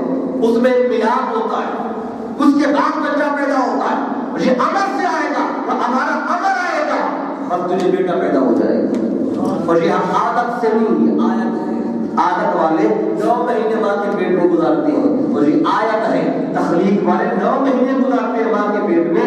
ادھر جبریل نے پھونک ماری، ادھر حاملہ ہو گئی، اگلے لمحے درد ذہن بھی شروع ہو گیا، اور کچھ وقت کے بعد حضرت عیسیٰ رحمۃ اللہ تعالی نے پیدا بھی ہو گئے. یہ ساری بات قرآن بتا رہا ہے، یہ سارا واقعہ آگے اللہ نے وہ ساری بات بتائی تو میں 2 جملوں میں بتا دی. قرآن کہتا ہے تو پھر جبریل صاحب اللہ تعالیٰ نے پھونک ماری آپ کے آستین میں. ایک حدیث میں آتا ہے کہ آپ کے گریبان میں پھونک ماری. اس پھونک کے نتیجے میں حضرت موسیٰ حضرت عیسیٰ صاحب اللہ تعالیٰ کے پیٹ میں آئے، اور پھر آپ جب ولادت کا وقت آیا، ولادت کے وقت پھر آپ گھر سے دور چلی گئی. تو قرآن نے سارے بات فَأَجَاءَهَا الْمَخَاضُ إِلَىٰ جِذْعِ النَّخْلَةِ، پھر آپ ایک خشک کھجور کے تنے کے پاس پہنچی. اللہ نے فرمایا کہ اے مریم، یہ جو خشک کھجور کا تنا ہے اسی طرح اپنی طرف ہلا، اپنی طرف ہلا. میں جب ہلائے گی تو کیا ہوگا؟ میں وَهُزِّي إِلَيْكِ بِجِذْعِ النَّخْلَةِ، میں یہ کھجور کا تنا تو خشک ہے لیکن تیرے کسی ہاتھ لگانے کی دیر ہے تو ساقط علیہ رطبا جنیا، تیرا ہاتھ لگانے کی دیر ہے، ہم خشک تنے سے تر کھجوریں اتار. کیونکہ میلاد ہو رہا ہے پیغمبر کا، اللہ یہاں پہ میٹھی شے تقسیم کر رہا ہے، تو پیغمبر کے میلاد میں مٹھائی تقسیم کرنا جی اللہ کی سنت ہے. اللہ مٹھائی بانٹ رہا ہے، کھجور آ رہی ہے، تر کھجور آ رہی ہے، تو سانپ کی طرح ایک روزہ بن جائے. مجھے بتائے اللہ کو یہ حضرت مریم سلام اللہ تعالیٰ علیہا کو یہ کیوں فرمایا کہ اس کھجور کے تنے کو ہاتھ لگا پھر کھجوریں اترے گی؟ وہ خدا جو خشک تنے سے کھجوریں دے سکتا ہے اس سیدہ مریم کے ہاتھ لگائے بغیر بھی تو دے سکتا تھا. اور وہ خدا جو جبریل کے پھونک سے بیٹا پیدا کر رہا ہے وہ جبریل کے بھیجے بغیر بھی تو کر سکتا تھا. یہ کیوں کیا؟ اللہ یہاں میں ایک مسئلہ سمجھا رہا ہے. وہ فرماتا میں مختار کون، میں چاہوں تو بغیر جبریل کے بھیجے بھی بیٹا پیدا کر سکتا ہوں، میں چاہوں تو بغیر مریم کے ہاتھ لگائے کھجوریں اتار سکتا ہوں. وہ فرماتا میں خالق اور مالک ہو کے بھی، مختار کون ہو کے بھی میں پھر بھی سبب کو اپنا رہا ہوں، وسیلے کو اپنا رہا ہوں. ادھر جبریل کو وسیلہ بنایا، سیدہ مریم کی طرف میں ہاتھ لگا. اللہ اشارہ دے رہا ہے کہ میں رب ہو کے سبب کو نہیں چھوڑ رہا، اس لیے سبب اختیار کرنا اے بندو تمہارا کام ہے، آگے تمہارا کام کرنا ہی تمہارے رب کا کام ہے. سبب اختیار کرنا چاہیے. اللہ خود جہاں پہ تعلیم دے رہا ہے. تو سیدہ مریم صلی اللہ تعالیٰ علیہا حضرت عیسیٰ صاحب کی ولادت بھی ہو گئی، سب کچھ ہو گیا. تو ولادت کے بعد جب آپ جانے لگی اپنے گھر کی طرف تو تھوڑی سی پریشانی تو تھی کہ جب گھر جاؤں گی تو لوگ سوال کریں گے اے مریم تو حجرے میں بیٹھ کے رب کی عبادت کرتی تھی، یہ بغیر نکاح کے بغیر شادی کی بچہ کہاں سے لے آئی ہو؟ ہم لوگوں نے سوال کرنا تھا. تو اللہ نے فرمایا اے مریم جب تو تجھ سے سوال کرے یہ کہاں سے آیا ہے، بس تو نے اپنی زبان سے کچھ نہیں بولنا، بلکہ تمہیں کہنا کہ قولی انی نذرت للرحمن صوما، کہنا کہ میں نے روزہ رکھا ہوا، میں روزے کے ساتھ. مجھے بتایا کیا روزے کی حالت میں بولنا منع ہے؟ بولتے ہیں نا روزے کی حالت میں بولنا، جہاں روزہ ٹوٹ جاتا ہے وہ مان میں نہیں ٹوٹتا ہے، بولنے سے روزہ ٹوٹ جاتا ہے. تو یہ جو روزہ رکھوایا اللہ نے، میں کہا فقولی انی نذرت للرحمن صوما، میں نے رب کے لیے روزہ رکھا ہوا ہے. تو کیا انہوں نے سوال کرنا تھا اے مریم تو کہنا میں نے روزہ رکھا ہوں؟ کون سا روزہ تھا؟ یہ وہ روزہ نہیں جو ہم رکھتے ہیں، یہ چپ کا روزہ تھا. یہ پچھلی امت میں چپ کے روزے رکھے جاتے تھے کہ جو بولتا ٹوٹ جاتا. اگر یہ چپ کا روزہ ہمیں ملتا تو پھر جو بھی تھوڑا بول پڑتا روزہ ٹوٹ جاتا. تو اللہ نے کرم کیا نا ہم پہ، روزے کی حالت میں بولتے بھی ہیں، چلتے پھرتے بھی ہیں، سارے معاملات ہوتے ہیں. یہ چپ کا روزہ تھا. اے مریم تو نے کہنا میں اشارہ کرتا روزہ رکھا ہوا ہے. تو جس نے بھی سوال کیا میں روزے کے ساتھ ہوں، میں وہی کہا نا میں تو روزے کے ساتھ ہوں گی. تو انہیں جواب کون دے گا؟ میں اے مریم تو پریشان نہ ہو، جب وہ سوال کرے تو نے کہنا میں روزے سے ہوں. فاشارت الیہ، کسی کی طرف اشارہ کر دینا، اسے لے کے جا رہی ہے، یہ خود جواب دے گا، یہ خود بولے گا. کیوں؟ یہ عادت سے نہیں، یہ یہ عادت سے نہیں، یہ آیت بن کے آیا، یہ تخلیق سے نہیں، یہ امر سے آیا ہے۔ تخلیق والے ماں کی گود میں ایسے نہیں بولا کرتے، جو امر سے آئے وہی بولتے ہیں۔ اب لوگوں کو رب نے بتانا تو تھا یہ بچہ تخلیق سے نہیں امر سے آیا ہے، یہ عادت نہیں ہماری آیت بن کے آیا ہے۔ اے مریم اسی کی طرف اشارہ کرنا، یہ خود بولے گا۔ جب پہنچی لوگوں نے کہا اے مریم کہاں سے لائی ہو بچہ؟ میں اسی سے پوچھوں وہ کہاں سے آیا ہے؟ تو سارے بابے لوگ کہنے لگے قالوا کیف نکلمہ، کہنے لگے ہم اس سے کیسے کلام کریں؟ من کان فی المہد صبیا، جو ماں کی گود میں جو بوڑھے میں ہے ہم اس سے کیسے بولیں؟ کیا اللہ نے جملہ یا ارشاد فرمایا؟ یوں نہیں کہا کہ جب اشارہ کہہ رہے اس سے پوچھو تو اللہ نے یہ نہیں کہا کہ یہ بچہ ان سے کیسے بولے گا۔ نہ بولنے کا جو نقص تھا اللہ نے اپنے پیغمبر کی طرف نہیں جانے دیا، انہوں نے کہا کیسا نکلمہ، ہم کیسے کلام کریں گے، ہم کیسے بولیں گے اس سے؟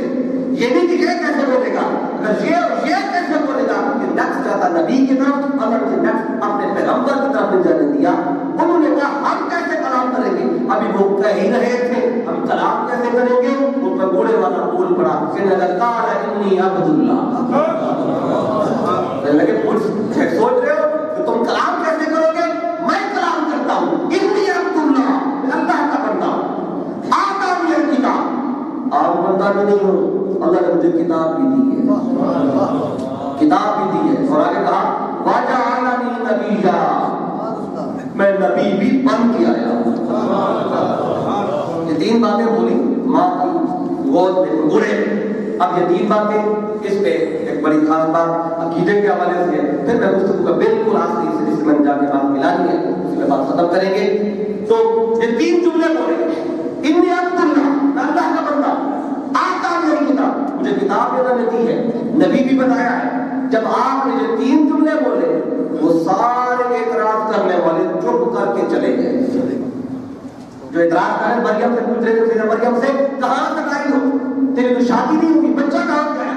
جب آپ نے یہ کہا چپ کر کے چلے گئے۔ اب مجھے بتائے انہوں نے اعتراض تو سیدہ مریم پہ کیا تھا، انہیں چاہیے تھا اپنی والدہ کی صفائی پیش کرتے، میری ماں ہے سینی، میری ماں پاکیزہ ہے، مطہرہ ہے، لیکن انہوں نے ماں کی صفائی بیان کرنے کی بجائے اپنی خوبیاں بتا دی۔ وہ کہتے تھے مریم کہاں سے لائی ہو، تو ایسی کیسے ہو گئے، اور ماں کی صفائی دینے کی بجائے حضرت عیسیٰ کلام اللہ تعالیٰ نے اپنے فضائل بتا رہے میں وہ ہوں، میں مجھے بتائے کیا انہوں نے اعتراض آپ کے بندہ ہونے پہ کیا تھا، کیا ان کا اعتراض آپ کے نبی ہونے پہ تھا، یا ان کا اعتراض آپ کی کتاب پہ تھا؟ نہ بندہ ہونے پہ اعتراض تھا، نہ کتاب کے ملنے پہ اعتراض تھا، نہ نبی ہونے پہ اعتراض تھا، اعتراض تو والدہ معصومہ پہ تھا۔ جب آپ نے والدہ کے اعتراض کو رد کرنے کی بجائے فضائل اپنے بتائے اور فضائل اپنے بتائے، وہ سارے چپ کر کے چلے گئے۔ اب ایسا کیوں ہے؟ اب ایک بات آپ کو بتانا چاہتا ہوں، وہ اعتراض کرنے والے جیسے بھی تھے، لیکن جب انہوں نے دیکھا یہ ماں کی گود میں بول رہا ہے، انہیں پتہ چل گیا بچے تو ہمارے بھی پیدا ہوتے ہیں لیکن ماں کی گود میں بولا نہیں کرتے، انہیں سمجھ آ کہ یہ عام بچہ نہیں، یہ تخلیق سے نہیں، یہ امر سے آیا ہے، یہ عادت نہیں، یہ اللہ کی آیت ہے۔ جب انہیں سمجھ آ کہ یہ عام بچہ نہیں، پھر لوگ تین جملے بولے انی عبد اللہ، پہلا جملہ کہا میں اللہ کا بندہ۔ کیوں کہا یہ کیوں کہا؟ اب بات یہ ہے کہ حضرت عیسیٰ سلام اللہ تعالی جانتے تھے کہ مجھے مانگنے والے مجھے رب کا بیٹا بنا دیں گے، مجھے ماننے والے مجھے رب کا بیٹا بنا دیں گے، اس لیے زبان کھولتے ہی پہلا جملہ کہا میں اللہ کا بندہ ہوں، میں اللہ کا بندہ ہوں۔ دوسرا جملہ کہا آتانی الکتاب، مجھے کتاب دی ہے، وجعلنی نبیا، مجھے نبی بنایا ہے۔ چاہیے تو یہ ترتیب یہ ہوتی کہ میں نبی ہوں، مجھے کتاب دی ہے، اور بندہ کہنے کی ضرورت نہیں تھی، بندے تو نظر آ رہے تھے، میں ان کی طرح بندہ ہوں، لیکن آپ نے انی عبد اللہ کو پہلے رکھا، کتاب کا بعد میں بتایا، نبی ہونے کا اس کے بعد بتایا، اور پیغام دیا کہ جو بھی مجھے نبی مانے پہلے مجھے خدا کا بندہ مانا۔ اس ترتیب سے مانو گے تو ایمان والے رہیں گے۔ اگر مجھے خدا کا بندہ سمجھنے کی بجائے کچھ اور اللہ کا بیٹا مانا تو پھر ایمان نہیں ہوگا. تو میں عرض کر رہا تھا وہ سارے چپ کر کے چلے گئے. یہ 3 جملے سن کے کیوں گئے تھے؟ بات بتانا چاہتا ہوں. وہ سارے یہودی جو اعتراض کرنے والے تھے، ٹھیک ہے انہوں نے اعتراض کیا سیدہ مریم پہ، لیکن جب انہیں پتہ چلا کہ یہ آنے والا بچہ عام بچہ نہیں، یہ نبی ہے، جب انہیں سمجھ آ گئی کہ آنے والا نبی ہے اور مریم سلام اللہ تعالیٰ علیہا یہ نبی کی والدہ ہے، جب انہیں پتہ چلا یہ نبی کی والدہ ہے تو چپ کر کے چلے گئے. تھے تو یہودی لیکن اتنا عقیدہ رکھتے تھے کہ نبی کی والدہ کے شجرے میں کوئی نقص نہیں، نبی کی والدہ میں کوئی عیب نہیں ہو سکتا، کوئی نقص نہیں ہو سکتا، کوئی کمی کچی نہیں ہو سکتی. جب پتہ چلا یہ نبی کی والدہ ہے چپ کر کے چلے گئے. تھے یہودی لیکن عقیدہ یہ تھا. آج کوئی بندہ مصطفیٰ کا کلمہ بھی پڑھے اور مصطفیٰ کے والدین کے بارے میں شک بھی کرے، تمہارے ایمان والے نہیں تھے، ایسے تھے ایسے تھے، میں سمجھتا ہوں ان سے تو وہ یہودی اچھے ہیں جو جنہیں پتہ چلا یہ نبی کی والدہ ہے، پھر نبی کی والدہ پہ انگلی نہیں اٹھائی، پھر نبی کی والدہ پہ بات نہیں کی، کیونکہ عقیدہ تھا ان کا نبی کے شجرے میں کوئی نقص ہو ہی نہیں سکتا، نبی کے نسل میں کوئی نقص ہو ہی نہیں سکتا. ان نے سوال ہی نہیں کیا. میں عرض کر رہا تھا سیدہ مریم بطول ہے. کیسی بطول ہے؟ بچہ پیدا ہوا، عام بچہ پیدا ہوا، 40 دن تک کوئی بھی خاتون نیک عمل کی طرف نہیں جا سکتی. یہاں بچہ پیدا ہوتا اگلے دن روزہ رکھتی ہے، نیک عمل کر رہی ہے. کیوں؟ اس لیے کہ بطول ہے. وہ جو نقص باقی خواتین میں ہے وہ سیدہ مریم میں نہیں تھا. بطول ہوتی ہی وہ ہے جو ہر نقص سے پاک ہو، ہر عیب سے پاک ہو، ہر کمی کجی سے پاک ہو. اور نیک عمل نہ کر پانا یہ نقص ہے، اور یہ نقص باقی دنیا کی خواتین میں تو ہوگا، لیکن اس کائنات میں 2 خواتین ہیں جو اس عیب سے پاک ہیں، اس نقص سے پاک ہیں. سیدہ مریم بطول ہے. اور آخری بات بتا دوں، سیدہ کائنات حضرت فاطمہ الزہرا سلام اللہ تعالیٰ آپ بھی بطول ہیں. اب دونوں کا فرق بتا دوں. ابھی تو میں سیدہ کائنات کی بارگاہ میں جا رہا ہوں، ابھی جب فرق سنیں گے آپ کو کلیئر ہوگا. ابھی بتاتا ہوں، گفتگو تو ہو رہی ہے نا، بیچ میں نہیں بولا کرتے. تو سیدہ کائنات بطول ہے. سیدہ مریم سلام اللہ تعالیٰ بھی بطول ہے. لفظ آپ نے ایک دفعہ سنا ہوگا، آج اس کا معنی واضح ہو جائے گا. تو سیدہ مریم سلام اللہ تعالیٰ آپ کا بطول ہونا قرآن مجید سے میں نے ایک حد تک بتایا. تو سیدہ کائنات سلام اللہ تعالیٰ علیہ حسنین کریمین بیمار ہوئے تو گھر پر انہیں منت مانی کہ باری تعالیٰ کہ ٹھیک ہو جائے تو ہم 3 روزے رکھیں گے. وہ حدیث پاک واقعہ آپ کو یاد ہے، سورہ دہر میں واقعہ قرآن مجید میں اللہ نے بیان بھی کیا. وَيُطْعِمُونَ الطَّعَامَ عَلَىٰ حُبِّهِ مِسْكِينًا وَيَتِيمًا وَأَسِيرًا. اس طرح اگر میں مسلم نے لیا ہے کہ جب آپ نے روزے رکھے، پہلے تو روزہ رکھا افطاری کا وقت آیا، افطاری کرنے کے لیے بیٹھے تو اچانک دروازہ کھٹکا. مولانا جی نے خدا پاک تشریف لائے، دیکھا ایک شخص کھڑا ہوا ہے مسکین. اس نے کہا میں بھوکا ہوں، مجھے کھانا چاہیے. آپ نے افطاری کا سارا سامان اٹھا کے مسکین کو دے دیا اور خود پانی سے افطاری کر رہا. اگلے دن پھر روزہ رکھا گھر والوں نے، پھر افطاری کا وقت آیا، دروازہ کھٹکا اور آپ پھر باہر گئے تو باہر کیا دیکھا؟ یتیم کھڑا تھا. خود نے کہا میں بھوکا ہوں، مجھے کھانا چاہیے. آپ نے سارا کھانا اٹھا کے یتیم کو دے دیا، پھر پانی سے افطاری کر رہا. اگلے دن 3 دن تک پھر روزہ رکھا گھر والوں نے، پھر افطاری کا وقت آیا، دروازہ کھٹکا. اب باہر آئے، دیکھا تو قیدی کھڑا ہوا اسیر. اس نے کہا میں بھوکا ہوں، کھانا چاہیے. تو آپ نے سارا کھانا اٹھا کے قیدی کو دے دیا اور خود پانی سے افطاری کر لی. اب افطاری کر کے بیٹھے ہی تھے، دروازہ پھر کھٹکا. آپ اٹھے باہر آئے، دیکھا تو وہ بندہ کھڑا ہوا ہے اور کھانا بھی لے کے کھڑا ہوا ہے. آپ نے فرمایا کیا بات ہے، کیا یہ کھانا ہمارا تمہیں پسند نہیں آیا؟ کہنے لگے نہیں ایسی تو کوئی بات نہیں، کھانا تو بہت اچھا ہے. میں یہ کھانا تھوڑا ہے تو بندے زیادہ ہو، اگر بندے تو زیادہ ہو تو رکوع میں ابھی اور کھانے کا انتظام کر کے آتا ہوں.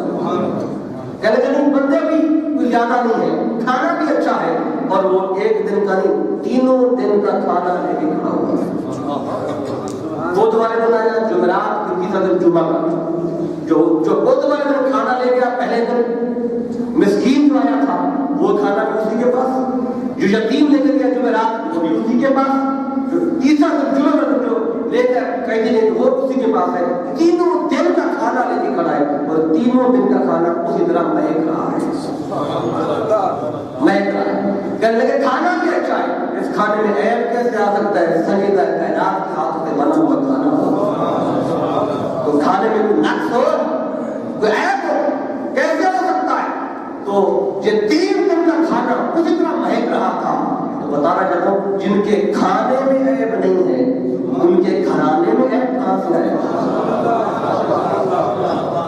کہنے لگے بات نہیں، کھانا بھی اچھا ہے، یہ بات نہیں کہ بندے سے پڑا پھر کیوں لے آئے ہو؟ کہنے لگے بات یہ ہے کہ ہم کھاتے نہیں، ہم کھاتے نہیں ہیں۔ تو کون نہیں کھاتا؟ فرشتہ نہیں کھاتا، فرشتے نہیں کھایا کرتے۔ تو میں فرشتہ ہوں، میں جب فرشتے ہو کھاتے نہیں ہو لینے کیوں آئے؟ کہنے لگے بس آسمانی کائنات میں ایک بات چھٹ پڑی تھی کہ اہل بیت مصطفیٰ بڑے سخی، بات ہو رہی جو مانگے دے دیتے ہیں۔ ہم نے کہا چلو تجربہ کر کے دیکھتے ہیں۔ ہم آئے آپ سے جانب لے کے 3 دن تک آئے، ہم نے دیکھا اہل بیت مصطفیٰ نے جو کچھ بھی تھا ہمیں اٹھا کے دیا۔ ہم وقت افطار میں آتے تھے اور آگے یہ سوال کرتے اور گھر والے ہمیں کھانا اٹھا کے دے دیتے۔ ہم آسمانوں پہ جا کے سچے ہوتے ہیں بیت مصطفیٰ کے کہ ادھر پانی سے افطاری ہو رہی، خوش ہو رہے ہیں۔ تو کہنے لگے 3 دن تک ہم لے کے جاتے رہے۔ اب بات یہ ہے سیدہ مریم سلام اللہ تعالی علیہا وہ بطول ہے کہ عرش سے کھانا آتا تھا، عرش سے کھانا آتا تھا تو مریم پلتی تھی۔ کانت ہوا من عند اللہ، کہتی ہے اللہ نے بھیجا ہے، عرش سے آیا ہے کھانا۔ تو مریم سلام اللہ تعالی علیہا وہ بطول ہے کہ ان کے لیے عرش سے آتا تھا، ادھر عرش پہ جاتا تھا۔ یہ جو فرشتے لے کے جاتے تھے کہاں لے کے جاتے تھے؟ عرش میں تو لے کے جاتے تھے نا، عرش میں لے جاتے تھے۔ ارے مریم سلام اللہ تعالی علیہا فرق بتا رہا ہوں، وہ بھی بطول ہے، سیدہ کائنات بھی بطول ہے کہ سیدہ مریم وہ بطول کہ عرش سے کھانا آتا تھا، ادھر عرش پہ کھانا جاتا تھا۔ ایک جملہ دینے لگا ہوں، میرے دل کی بات ہے، اچھی لگے تو لے جائے، نہ اچھی لگے میری بات پہ واپس کر دیجئے گا، لیکن بات کرنا چاہتا ہوں۔ بڑے ایمان افروز بات ہے کہ سیدہ مریم کے لیے عرش سے کھانا آیا، تو عرش سے کھانا آتا تھا تو مریم بنتی تھی۔ تو مریم سلام اللہ تعالی علیہا وہ بطول ہے کہ عرش سے کھانا آتا تھا تو مریم بنتی تھی۔ سیدہ کائنات کا بطول ہے جن کا پکا ہوا کھانا عرش پہ جاتا تھا تو عرش بنتا تھا، عرش بنتا تھا۔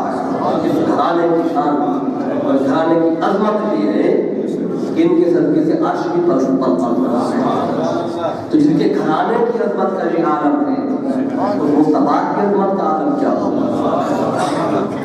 اور یہ طہارت کی بات میں نے کی تو وقت کیونکہ پورا ہو رہا ہے تو طہارت میں ایک بار آخری عرض کر دوں۔ سیدہ کائنات سلام اللہ تعالی علیہا وہ نقص و عیب باقی خواتین میں سیدہ کائنات میں حدیث پاک میں آتا ہے ظہر کے وقت امام حسن مجتبیٰ پیدا ہوتے ہیں۔ ظہر کے امام حسن مجتبیٰ کی ولادت ہوتی ہے، جب عصر کا وقت آتا ہے سیدہ کائنات کھڑے ہو کے عصر کی نماز پڑھتی ہیں۔ زندگی بھر سیدہ کائنات کی ایک بھی نماز قضا نہیں ہوتی، کوئی بھی مظلوم جو امید سے نہ ہو وہ سارا مہینہ نماز نہیں ادا کر سکتا، اور جو امید سے ہو ولادت ہو جائے جب بچے کو پھر کچھ عرصہ نیک اعمال کی نہیں جا سکتی، لیکن سجدہ کائنات عمر بھر ایک بھی نماز قضا نہیں ہو رہی، ایک سجدہ بھی قضا نہیں ہو رہا، کیوں کہ آپ کو دور ہے اور اللہ نے آپ وہ طہارت عطا کی ہے۔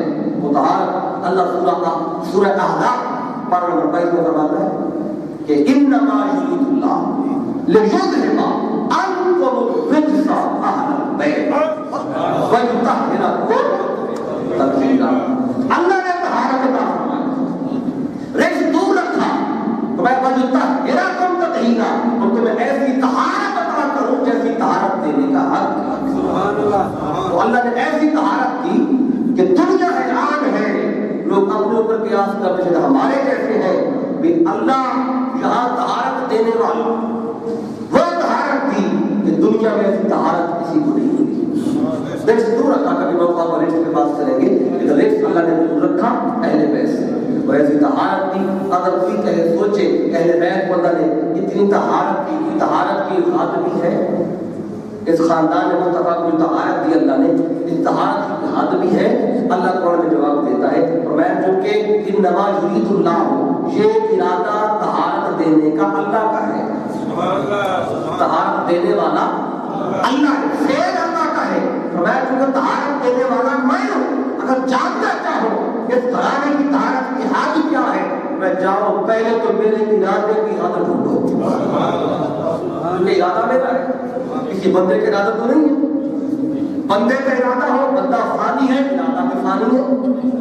رب خالق ہے، یہ رب کا ارادہ ہے، میں ارادہ میرا ہے طہارت دینے کا۔ اگر کوئی جاننا چاہے خاندان مصطفیٰ پہلے بیت کو کتنی طہارت دی، ارادہ ہے میں جاؤ پہلے میرے ارادے کی حد ڈھونڈو۔ اگر میرے ارادے کی حد ڈھونڈو نکلو گے، دین سے قائم ہو جاؤ گے۔ میں جب میرے ارادے کی حد نہیں ہے، اہل بیت کی طہارت کی بھی حد نہیں۔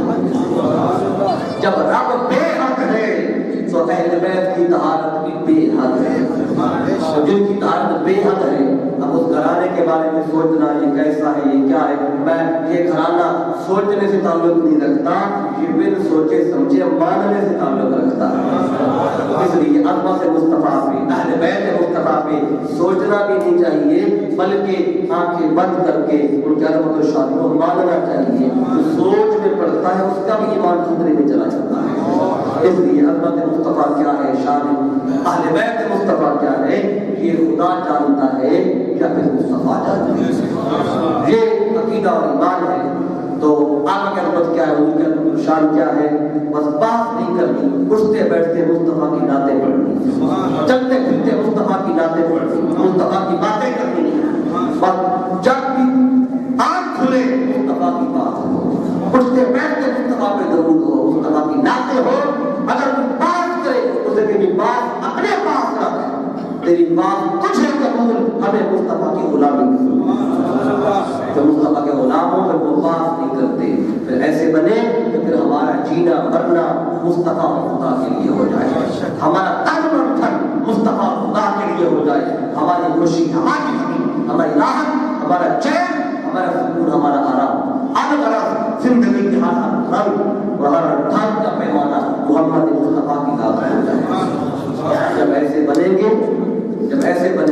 جب اپنی چاہ پہ، اپنی خواہشیں، چاہت مصطفیٰ پہ، خواہش مصطفیٰ پہ اس کو ہم قربان کر دیں گے، اور جب قبلہ اور کعبہ اپنے محبوب صلی اللہ علیہ وسلم کی ذات کو بنا لیں گے، تو پھر خدا کی اللہ نے ایک بار جو اعلان کرتا ہے کہ محمد سے وفا تم نے تو ہم تیرے، کہ محمد سے وفا تم نے تو ہم تیرے ہیں، یہ جہاں چیز ہے کیا لوح و قلم تیرے۔ اس لیے تحریک راج قرآن کا پیغام ہے، یہ حقیقت میں قرآن کا پیغام ہے، یہ اسلام کا پیغام ہے کہ دلوں کے چراغ عشق مصطفیٰ کی لو سے جلا دیں، اور روح کے چراغ اللہ کی بندگی اور اس کی عبادت کی لو سے جلا دیں۔ اللہ کی بارگاہ میں دعا ہے جو کچھ بھی ہم نے بیان کیا اور آپ نے سنا، اللہ تبارک و تعالیٰ ہمیں اس پر مکمل طریقے سے ایمان لانے اور اس پر عمل کرنے کی توفیق عطا فرمائے۔ وما علیہ السلام یا نبی سلام علیکہ یا رسول سلام علیکہ یا حبیب سلام علیکہ صلوات اللہ علیکہ صلوات اللہ علیکہ رحمتوں کے تاج